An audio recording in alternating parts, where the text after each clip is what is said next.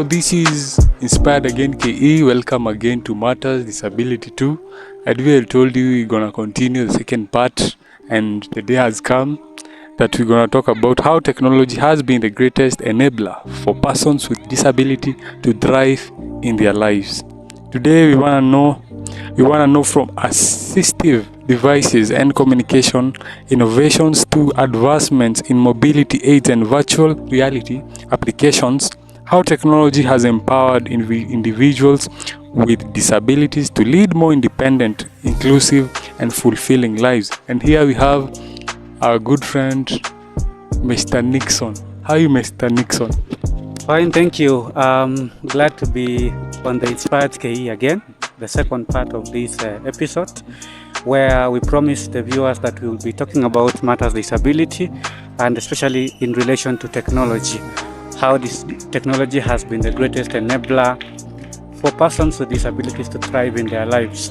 We know that every single day technology is evolving, and the evolvement in the field of technology is making differences in terms of it's creating more inclusive environment and more accessible environment when it comes to issues to do with technology and what we do in our lives.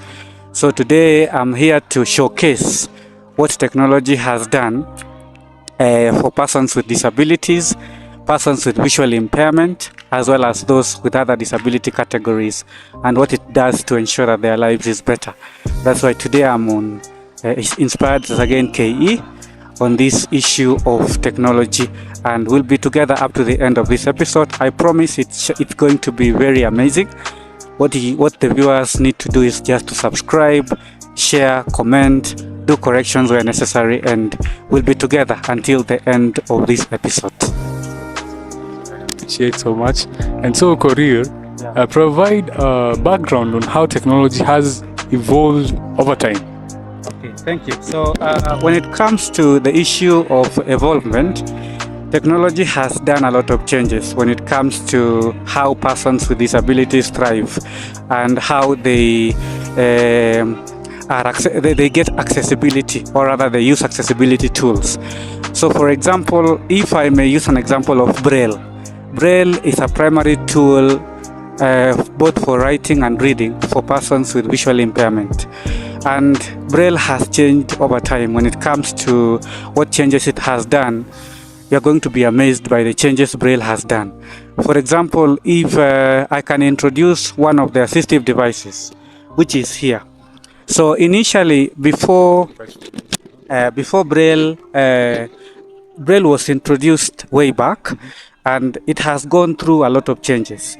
So one of the assistive devices that is available for Braille is this one.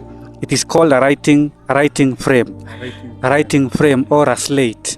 So this writing frame is the one that persons with visual impairment use for writing. So what is done is that you place a piece of paper inside here, and when you place a piece of paper, you close it. Then using the stylus, which is the pen now in that context, you use it to write, and the dots that are going to be produced are going to be Braille dots. Yeah, for example, we can get a paper inside here and understand what exactly we are talking about when it comes to issues to do with slate and stylus.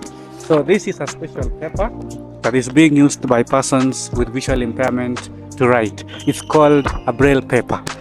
A Braille paper. So what we are going to do, we are going to put this Braille paper on this writing frame, and we will see what happens to it. So you ensure that it is in good alignment this way, and you ensure that it is in good alignment.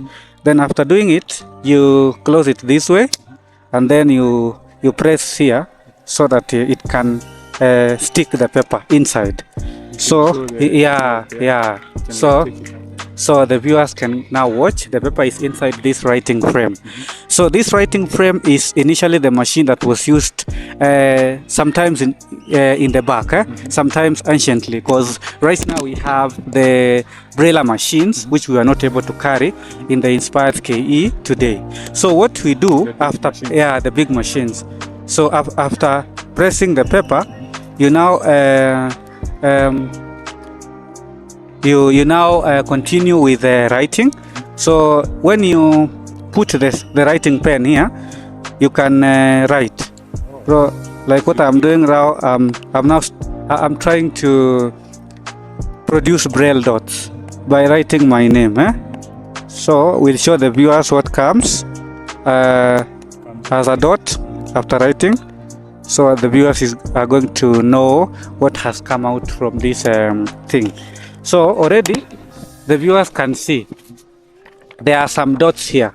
The dots are here. So these dots are representing Nixon. So I have written already Nixon. Yeah, like this.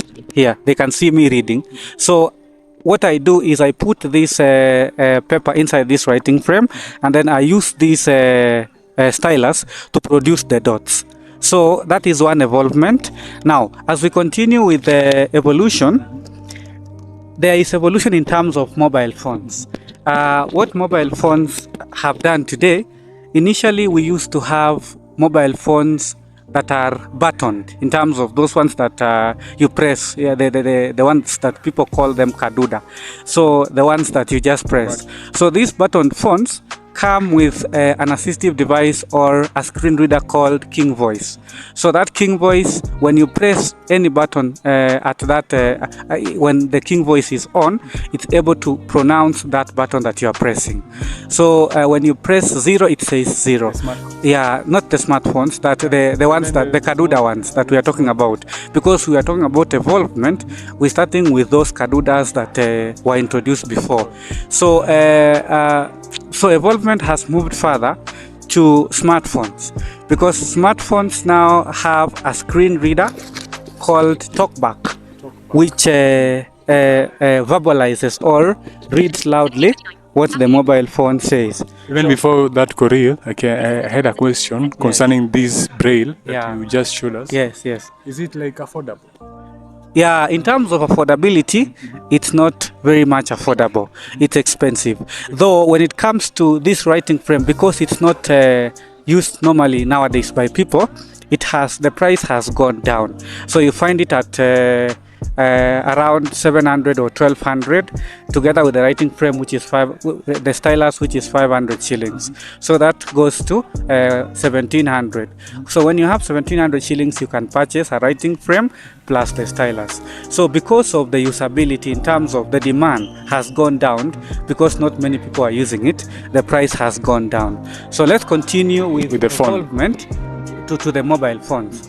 So this mobile phone, as you can see, it's able to speak. It's able to speak to the person. It's able to speak to the person using it, using a speech synthesizing software.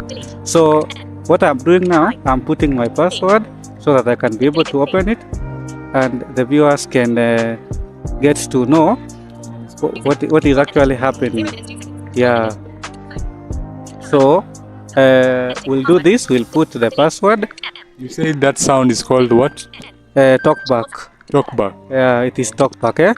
It's a screen reader called TalkBack. It's a screen reader called TalkBack, and it's the one that persons with disabilities use when it comes to how they operate with a mobile phone. So then again, the evolvement, I'll get to this mobile phone later on. Well, I'll be explaining how we operate mobile phones. So the evolvement of technology has also gone to the extent of introducing other refreshable Braille displays. Apart from this writing frame that I was showing the viewers, we have the machines, the writing Braille machines that I talked about.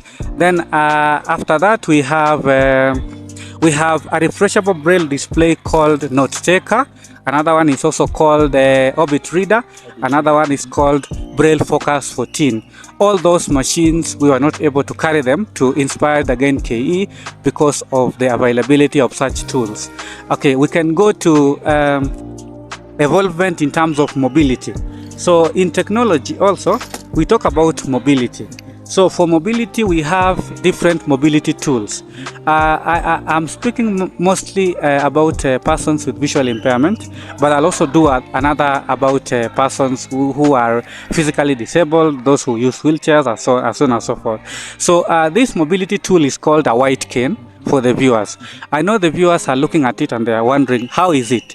It's a foldable white cane that you can unfold it so that it can be straight, so that it can be now viewed by the viewers as a straight white cane. So white cane is an assistive device that persons with visual impairment use it to move around the environment. So when they walk around, they're able to touch and see the holes in front of them.